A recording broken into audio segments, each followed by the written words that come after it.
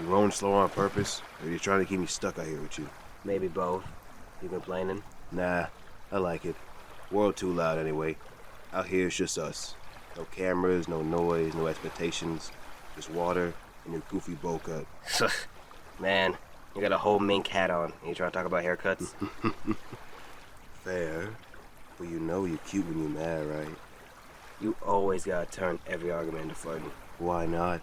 You're already stuck with me in the middle of nowhere. Might as well enjoy it. You so motherfucking dangerous. And you love it.